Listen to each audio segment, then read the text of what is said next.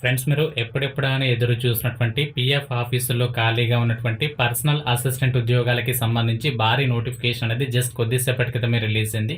ఈ యొక్క ఉద్యోగాలకి సెలెక్ట్ అయినటువంటి వాళ్ళకి 80,000కి పైగానే సాలరీ వస్తుంది. ఎటువంటి ఎక్స్‌పీరియన్స్ కూడా అవసరం లేదు. ఆన్‌లైన్‌లోనే అప్లై చేసుకోవాలి. అప్లికేషన్ ఫీజు కూడా చాలా తక్కువ ఇచ్చారు. 27థ్ మార్చ్ వరకి లాస్ట్ డేట్ అనేది ఉంది.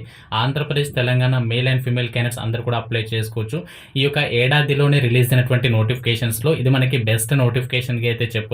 మళ్ళీ ఇలాంటి ఛాన్స్ అయితే రాదు. చాలా ఏళ్ల తర్వాత పీఎఫ్ ఆఫీసర్‌లో ఖాళీగా ఉన్నటువంటి ఈ యొక్క అసిస్టెంట్ ఉద్యోగాలకి సంబంధించి నోటిఫికేషన్ రిలీజ్ అయింది. మీకు కంప్లీట్ డీటెయిల్స్‌తో పాటు ఎలా అప్లై చేసుకోవాలో కూడా చెప్తాను. కాబట్టి మీరు వీడియోని ఎక్కడ కూడా స్కిప్ చేయకుండా లాస్ట్ వరకు చూసేసి రిక్రూట్మెంట్‌కి అప్లై చేసుకోండి. వీడియో చూసినటువంటి అభ్యర్థులందరికీ కూడా ఒకే ఒక చిన్న రిక్వెస్ట్. సో చాలామంది చూస్తున్నారు వీడియోని, అప్లై చేసుకొని వెళ్ళిపోతున్నారు కానీ లైక్ చేయట్లేదు. మీరు ఇచ్చేటువంటి ఒక చిన్న లైక్ మాకు ఎంతో సపోర్ట్ ఉంటుంది కాబట్టి సో తప్పనిసరిగా ఒక లైక్ ఇవ్వండి. మీ ఫ్రెండ్స్ కూడా వీడియోని షేర్ చేయండి. వాళ్ళకి హెల్ప్ అవుతుంది వీడియో అనేది చాలామందికి. ఎందుకంటే చాలా ఏళ్ళ తర్వాత నోటిఫికేషన్ వచ్చింది. ఈ యొక్క సంస్థల్లో నోటిఫికేషన్ కోసం చాలామంది అయితే ఎదురు చూస్తున్నారు కాబట్టి డెఫినెట్‌గా షేర్ చేయడానికి అయితే ట్రై చేయండి. ఛానల్‌ని సబ్స్క్రైబ్ చేసుకోండి. సో ఫ్రెండ్స్, మనం నోటిఫికేషన్ వివరాలు గమనించినట్టయితే రిక్రూట్మెంట్ స్పెషల్ అడ్వర్టైజ్మెంట్ నెంబర్ 51/2024 మనకి రిలీజ్ అవ్వడం జరిగింది. So union public service commission ద్వారా అఫీషియల్గా అయితే ఈ నోటిఫికేషన్ అనేది రిలీజ్ చేయడం జరిగింది. EPFO employees provident fund organisation సంస్థలో మనకి ఖాళీగా ఉన్నటువంటి పర్సనల్ అసిస్టెంట్ జాబ్ సంబంధించినటువంటి నోటిఫికేషన్ ఇది. సో దాదాపు 323 పైగా పోస్టులని మనకి ఫిల్ చేయడం జరుగుతుంది ఈ నోటిఫికేషన్ ద్వారా. సో మనం ఇక్కడ క్లియర్గా కేటగిరీ వైజ్గా కూడా మనం వేకెన్సీస్ గమనించవచ్చు. ఓపెన్ కేటగిరీలో మనకి వచ్చేసి 132 పోస్ట్ అవైలబుల్ ఉన్నాయి. అలాగే ఈడబ్ల్యూఎస్ సెక్షన్లో 32 పోస్ట్, ఓబీసీ కోటాలో 87 పోస్టులు ఉన్నాయి. ఎస్సీ కేటగిరీలో 48, ఎస్టీ కేటగిరీలో 24 పోస్టులు. దాంతోపాటు ఫిజికల్ డిసేబుల్ క్యాండిడేట్కి స్పెషల్గా మనకి 12 పోస్ట్ అయితే కేటాయించడం జరిగింది. ఇంకా ఈ నోటిఫికేషన్ సంబంధించినటువంటి ఇంపార్టెంట్ డేట్స్ గమనించినట్టయితే మనకి ఆన్లైన్లో అప్లై చేసుకోవడానికి 7th మార్చ్ నుంచి మనకి స్టార్టింగ్ డేట్ అయితే ఇవ్వడం జరిగింది. అలాగే లాస్ట్ డేట్ వచ్చేసి మనకి 27th మార్చ్ వరకు మనం ఆన్లైన్లో అప్లై చేసుకోవచ్చు. So online application form fill చేసేటప్పుడు ఏమైనా మిస్టేక్స్ అయితే కరెక్షన్ కోసం కూడా మనకి టైం ఇవ్వడం జరిగింది. సో 28th మార్చ్ నుండి 3rd ఏప్రిల్ వరకు దాదాపు 7 డేస్ అయితే మనకి కరెక్షన్ కోసం టైం ఇవ్వడం జరిగింది. సో ఒక ఏజ్ లిమిట్ వివరాలు గమనించినట్టయితే మనకి మినిమం 18 ఇయర్స్ నుంచి 30 ఇయర్స్ వరకు అయితే నిర్ణయించడం జరిగింది. ఓపెన్ కేటగిరీ వాళ్ళకి 18 to 30 ఇయర్స్, అలాగే ఓబీసీ క్యాండిడేట్స్ వచ్చేసి 33 ఇయర్స్ వరకు, ఎస్సీ ఎస్టీ క్యాండిడేట్స్కి 35 ఇయర్స్ వరకు, ఫిజికల్ డిసేబుల్డ్ క్యాండిడేట్స్కి 40 ఇయర్స్ వరకు అప్లై చేసుకోవడానికి అవకాశం ఇవ్వడం జరిగింది. సో ఇక ఈ ఎగ్జామినేషన్ జాబ్ సంబంధించినటువంటి ఎడ్యుకేషన్ క్వాలిఫికేషన్ గమనించినట్టయితే ఎనీ డిగ్రీ కంప్లీట్ చేసినటువంటి క్యాండిడేట్స్ ఎవరైనా ఈ జాబ్కి అప్లై చేసుకోవడానికి అర్హత ఉంటుంది. ఈ పోస్టులన్నీ కూడా మనకి పర్మనెంట్ పోస్టు, అలాగే గ్రూప్ బి నాన్ గెజిటెడ్ సంబంధించినటువంటి పోస్టులు. శాలరీ కూడా మనకి 7th పే స్కేల్ ఆధారంగా ఉంటుంది. దాదాపు more than 60,000 శాలరీ అయితే మనం బేసిక్ శాలరీగా తీసుకునేటువంటి అవకాశం ఉంటుంది. సో ఇక ఎగ్జామినేషన్ ప్రాసెస్ కావచ్చు, అలాగే ఎగ్జామ్ టెస్ట్కి సంబంధించిన వివరాలు గమనించినట్టయితే మనం సో అక్కడ 300 మార్కులకు సంబంధించినటువంటి రిటర్న్ టెస్ట్ అయితే కండక్ట్ చేయడం జరుగుతూ ఉంటుంది. సో దానికి టైం డ్యూరేషన్ వచ్చేసి మనకి 2 అవర్లో కంప్లీట్ చేయాల్సి ఉంటుంది. అన్ని క్వశ్చన్స్ కూడా ఈక్వల్ మార్క్స్ అయితే ఉండడం జరిగింది. సో ఈ ఎగ్జామినేషన్ అయితే మల్టిపుల్ చాయిస్ క్వశ్చన్స్ ఉండేటువంటి అవకాశం ఉంటుంది. సో ఎగ్జామినేషన్లో క్వశ్చన్స్ కూడా మనకి హిందీ లేదా ఇంగ్లీష్ లాంగ్వేజ్లో ఉండేటువంటి అవకాశం ఉంటుంది. దాంతోపాటు నెగటివ్ మార్కింగ్ కూడా ఉంది ఇక్కడ. For every wrong answer 1/3 marks అయితే కట్ చేయడం జరుగుతూ ఉంటుంది.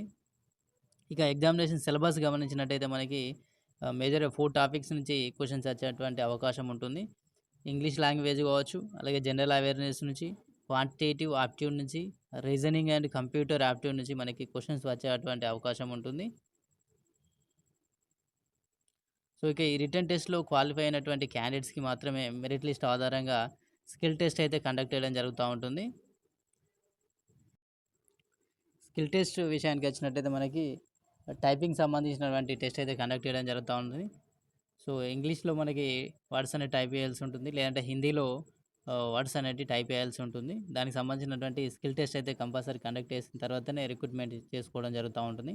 ఇక ఈ జాబ్ సంబంధించిన డ్యూటీస్ గమనించినట్టయితే మనకి మేజర్గా so taking a dictation and typing from the officers concern, అంటే పై ఉన్నత స్థాయి అధికారులు ఇచ్చినటువంటి ఆదేశాలకు సంబంధించినటువంటి లెటర్ టైపింగ్ కావచ్చు, టెలిఫోన్ కాల్స్ రిసీవ్ చేసుకోవడం కావచ్చు, ఫీల్డ్ ఆఫీసర్స్ కావచ్చు, and handling visitors, maintaining the engagements and preparing tour programmes and travel engagement arrangements. So ఇవన్నీ పార్ట్ ఆఫ్ ద డ్యూటీ కింద మనకి ఉండడం జరుగుతూ ఉంటుంది. సో ఆఫీస్ అసిస్టెంట్స్ రిలేటెడ్ అనుకోండి, ఇవి అసిస్టెంట్ జాబ్స్ కనుక. సో ఏవైతే ఉన్నత స్థాయి అధికారులు ఉంటారో వాళ్ళకి అసిస్టెన్స్ పర్పస్లో ఉండేటువంటి జాబ్ డ్యూటీస్ అయితే మనం చేయాల్సి ఉంటుంది. సో ఇక ఎగ్జామినేషన్ సెంటర్స్ గమనించినట్టయితే మనకి తెలంగాణ వాళ్ళకి హైదరాబాద్, వరంగల్ ఇవ్వడం జరిగింది. సో ముందు అప్లై చేసుకుంటే బెస్ట్, లేదంటే మళ్ళీ ఏదో సెంటర్ రావాల్సి ఉంటుంది. ఇక్కడ వాళ్ళు క్లియర్గా అది నోటిఫికేషన్లో మెన్షన్ చేయడం జరిగింది. సో ఇక రిక్రూట్మెంట్ టెస్ట్ అయితే మనకి 7th జూలై నాడు కండక్ట్ చేసేటువంటి అవకాశం ఉందని చెప్పేసి అయితే క్లియర్గా నోటిఫికేషన్లో ఇవ్వడం జరిగింది. సో ఇక అప్లికేషన్ ఫీ వివరాలు గమనించినట్టయితే కేవలం 25 రూపీస్ మాత్రమే ఉంది. ఇది కూడా జనరల్ క్యాండిడేట్స్కి ఉంటుంది. ఎస్సీ ఎస్టీ క్యాండిడేట్స్ కావచ్చు, అలాగే ఫిజికల్ డిసేబుల్ క్యాండిడేట్స్ కావచ్చు, ఉమెన్ క్యాండిడేట్స్కి మాత్రం ఫీ ఎక్సెంప్షన్ అనేది ఉంది. సో ఫ్రీగా వాళ్ళు అప్లై చేసుకునేటువంటి అవకాశం ఉంటుంది. సో ఎనీ డిగ్రీ కంప్లీట్ చేసినటువంటి క్యాండిడేట్స్ ఎవరైనా అప్లై చేసుకునేటువంటి అవకాశం ఉంది జాబ్స్కి. సో ఈ ఆపర్చునిటీని మిస్ చేసుకోకుండా డిగ్రీ కంప్లీట్ అయినటువంటి క్యాండిడేట్స్ ఎవరైనా ఈ జాబ్స్కి అప్లై చేసుకోండి. సో కంపల్సరీ అప్లై చేసుకున్నటువంటి క్యాండిడేట్స్ ఆన్లైన్లోనే అప్లికేషన్ అనేది సబ్మిట్ చేయాల్సి ఉంటుంది. అది కూడా మనకి UPSC online.nic.in అనే వెబ్సైట్లో మనకి ఇక్కడ అప్లై చేసుకోవడానికి ఫెసిలిటీ ఉంది. సో దానికి సంబంధించినటువంటి ఇన్ఫర్మేషన్ కూడా మనకి క్లియర్గా నోటిఫికేషన్లు ఇవ్వడం జరిగింది. ఏ డాక్యుమెంట్స్ అవసరం అవుతాయి. ఫస్ట్ మనం OTR అనేది రిజిస్ట్రేషన్ చేసుకోవాల్సి ఉంటుంది.